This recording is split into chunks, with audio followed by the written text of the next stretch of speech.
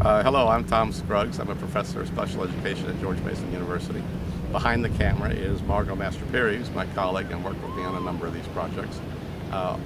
On the article also as an author is Rick Brigham, who did work with us on a number of these science projects as well. Our paper is about the science research that we've done over the years, and so I want to talk to you about a little background. I started off in special ed many years ago in a special school where we created most of our own curriculum, and we found even though they benefited from the language and literacy activities, they were really interested in the science units that we were able to create in astronomy and anatomy and the outdoors nature excursions we did. And I began to get interested in that just as something that students needed to learn and that they needed to know about their world.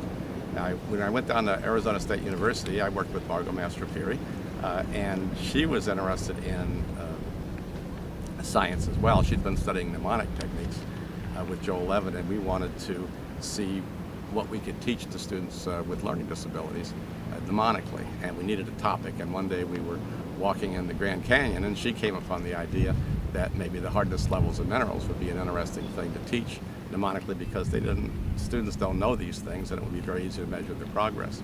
Also, it was on the Mesa, Arizona curriculum, so it was something relevant to teach. So we came up with mnemonic strategies. For example, to teach that the hardness level of crocowhite is 2.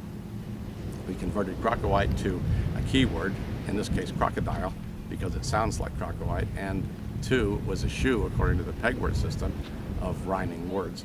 So to teach that crocowhite was 2, we showed a picture of a crocodile wearing shoes. So when students would be asked about crocowhite, they'd think of the crocodile, they'd remember he had shoes. Remember that shoes stood for 2, and that give the answer 2. That seemed a very difficult strategy, but in fact, students with learning disabilities were really able to learn that well and increase their learning by factors of 2 or even 3.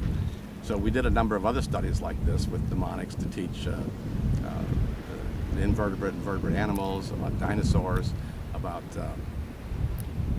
geology and earth science, and we had the same kind of results. But what we began to find is that that's really just sort of verbal declarative knowledge, and that science is really much more than that.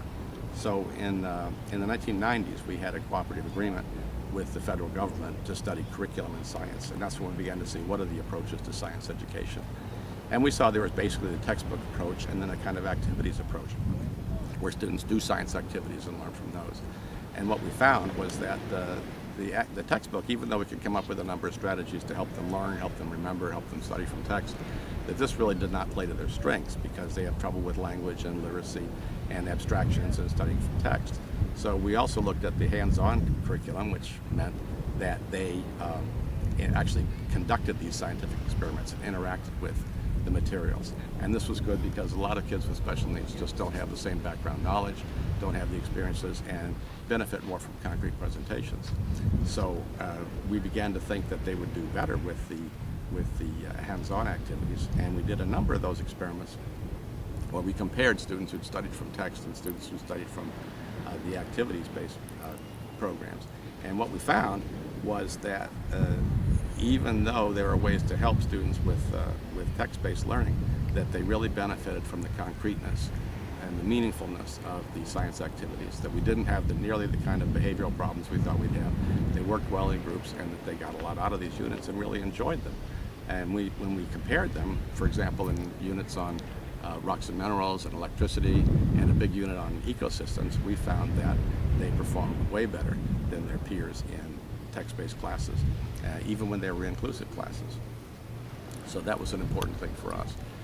In later years, we developed a model we call, this is more recently, differentiated curriculum enhancements, and that was a method of developing curriculum that had different levels of difficulty and different supports, so that everybody would get the same, but still students with special needs might be able to get a little more assistance. In the case of science, we created units that had activities to learn and reinforce the concepts, but they were on 3 different levels of difficulty. So when little small groups passed through one unit, the lowest level, then they'd move to the next level and move to the highest level.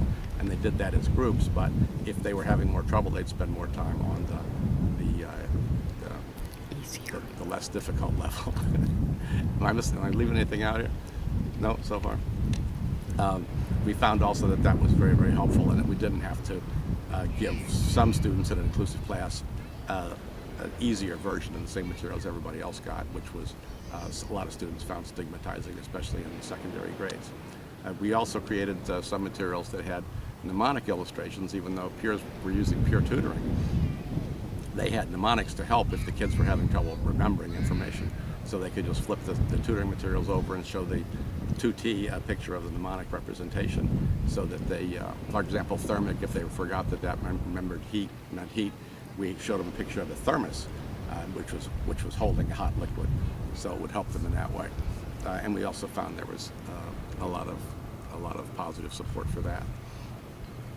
In recent years, most recently, we've seen a lot of the research attention has been focused on literacy and early literacy, and in keeping with No Child Left Behind and Reading First initiatives, and that we've even studied journals to demonstrate that there's lots and lots of activity in this area, and to that extent we've had less research in the areas of content learning like science, and in the older kids, higher elementary groups and secondary projects, and secondary students, and we'd like to see in the future more attention drawn to that, because even though we know language literacy is important, understanding the world and the world around us and how it functions, and getting kids involved with the real world and positive activities and learning experiences is really important.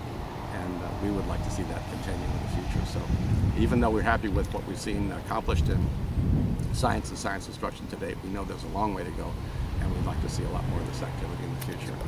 Thanks.